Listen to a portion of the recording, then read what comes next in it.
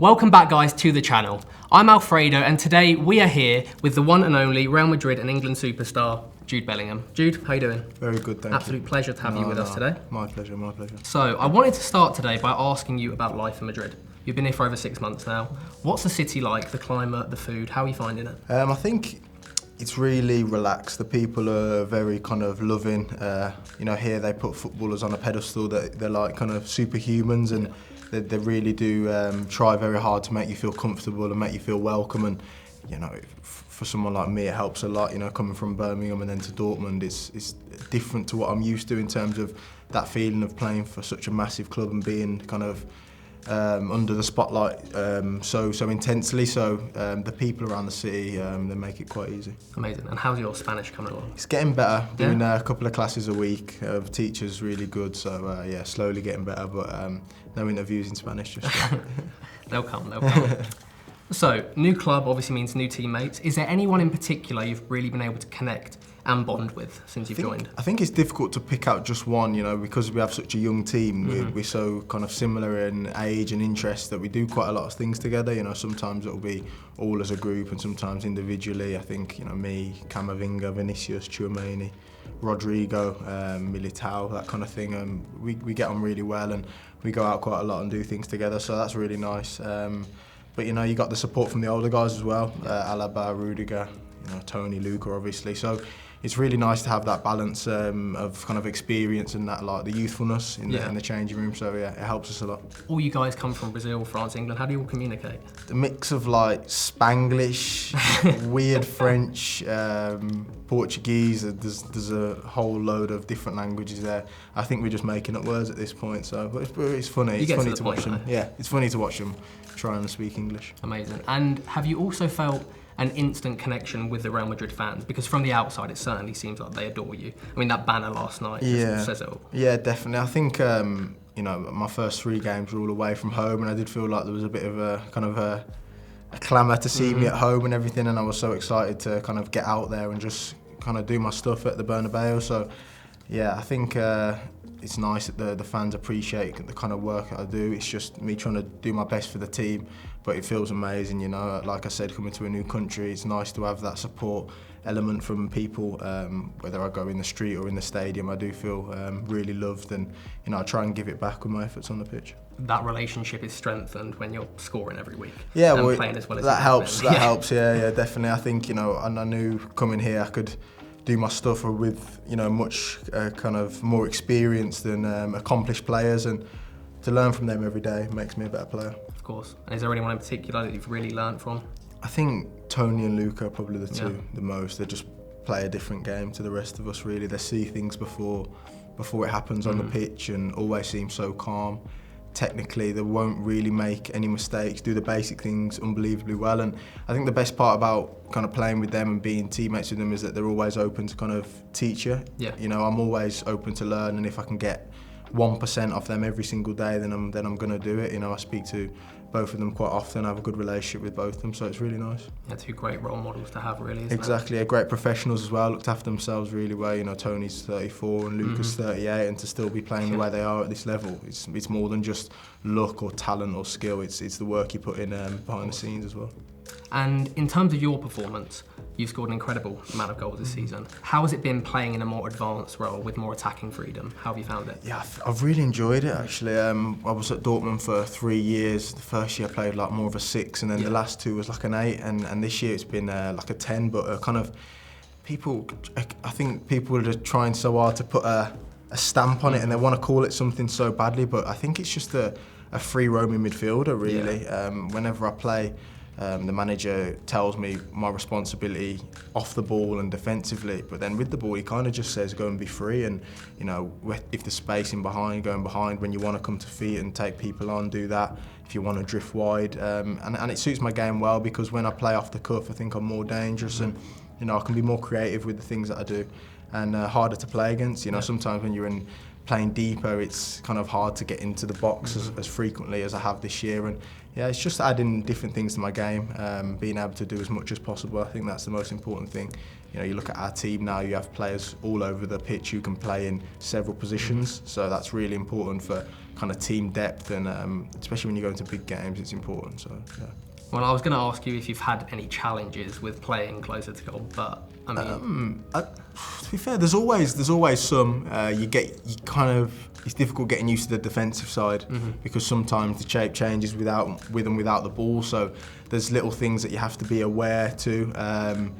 And people kind of say that it's lucky about sometimes how the ball drops to me, and I always tell people, it's whilst other people make maybe 5 runs into the box and don't get any and say, oh, I'm so unlucky, I'm the kind of person who makes 30 runs in the box and gets 1. So really my odds are a lot smaller than everyone else's. I just keep going with it, and maybe it's luck, but I think luck over and over again isn't luck. Yeah, I think Thomas Muller and Frank Lampard might have something Players to say like about that, yeah, definitely. Gerrard getting into the box, and it's such a satisfying feeling. I know I'll get caned for scoring easy goals, but I love it, to be honest. It's the idea of anyone could have been in that moment at that time and they weren't, so it's quite satisfying. With all these goals, I've got to ask about the celebration. How did it come about? To be fair, I've always done it from when I was a kid, really, at Birmingham, playing in the academy. It was just something I did, just kind of stood still, stuck my arms out, and I did it in the first team for one of my first couple of goals, and it just felt quite natural, really. It feels like something that it's an easy way to interact with the fans. I know there's like memes about it now, and it's just such an easy way to kind of include people in the game, and I think it's something where people come to games hoping to see it, and I do feel that expectation sometimes, but it's really nice, and in the moment when I can score and I do it, and it feels so good. It feels like you're kind of owning the moment, and it's like a connection between yourself and the fans, so it's really nice. Real Madrid have one of the greatest and most famous stadiums in world football. Can you give us an idea of what a Champions League night is like at the Bernabeu? I feel like the Champions League is almost like Madrid's competition. It's like, I wouldn't say the be all and end all, but it's the main focus in the season about how Madrid can be in the best position possible to win the Champions League. I think that's the thing that all the fans are looking at every year. So there is an extra expectation, a bit of extra kind of fizz in the games. Obviously, I've only played one game in the knockout. It was a tough one, but yeah, they had the choreography behind the goal and everything like that. And you're in for a really big game and how much it means to the fans. So these are the games you love to play in. So it's important that you kind of relish the moment instead of letting it kind of grow too big. I really enjoy those games. So do you always feel like it's a different kind of pressure in the Champions League? Yeah, I feel like it feels a bit more ruthless, the Champions League. I felt that since I've played in it from when I was kind of like a kid in Dortmund. It's like a feeling where, if you're not on it, you can be out in a split second, and because the players have so much quality that you're playing against, the oppositions are different. There's that feeling of almost cautiousness because you don't really know exactly with the players and what you're going to expect, but it's definitely the games are more enjoyable because they definitely feel like at times they're on a bit of a knife edge, and it can go either way, so it's really, really good, really fun.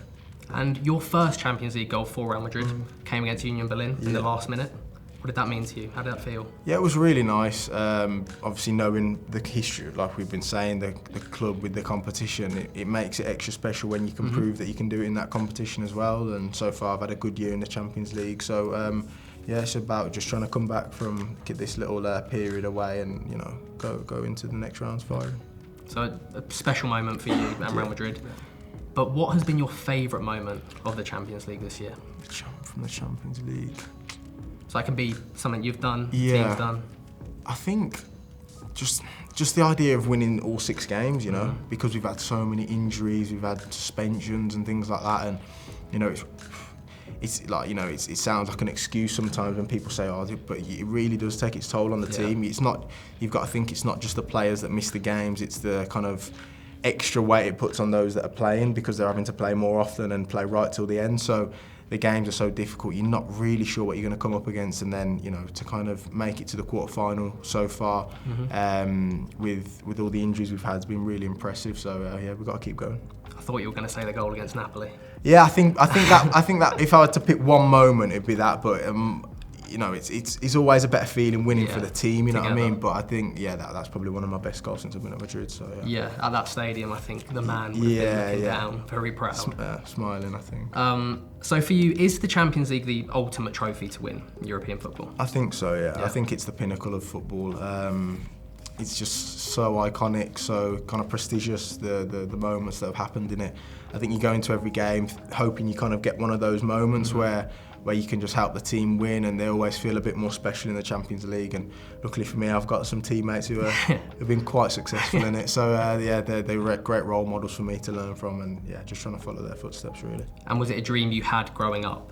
Yeah, like, of lifting that trophy? Definitely. I think it's a competition you watch from as soon as you're into football, really. I think it's the most enjoyable because, like I said, you get used to watching, when you're younger, for example, only English football, and then you get to see these teams from Germany, you get to see the team from Italy and Spain. You think, wow, like, so much talent, and you always think, if I can beat all these teams, you really are kind of the best team in the world. And it's definitely one that I've always wanted. You know, watching the finals with my brother was probably the highlight at times of the season. So at some point I really want to get my hands on it. Well, that was what I was going to ask next. Is there any moments when you were growing up in the Champions League that really stick in your mind that you were watching? To be fair, there's always stuff every year, isn't there, really, where you kind of have those moments, like I said, you create those iconic moments as a kid. You know, you always kind of remember where you were when you was watching them. You could go through every year, really. I remember it always felt a bit more like closer to home when the English teams was doing it, just because, like, obviously that's where we were from, watching it. So that was always nice to kind of see them go through and kind of compete in the later rounds. But yeah, I think there's been a load of kind of classic games. I think Madrid recently with the three-peat was probably the most impressive, though. I think, you know, the amount of times that they've kind of gone down in games and came back, and Ronaldo seemed to come up big, and, you know, I think there's a difference as well watching it as a fan and then getting to see how some of the players are. It makes you kind of appreciate more how much pressure is really on them and how they've done so well to handle it. So yeah, I think in recent years, I think that's obviously the most impressive thing. Amazing. Jude? Brilliant. It's been an absolute pleasure. Thank you very much. So much. As always, if you enjoyed the video, like it, leave a comment and subscribe to the channel. I've been Alfredo. And I've been Jude Bellingham. And we'll see you next time.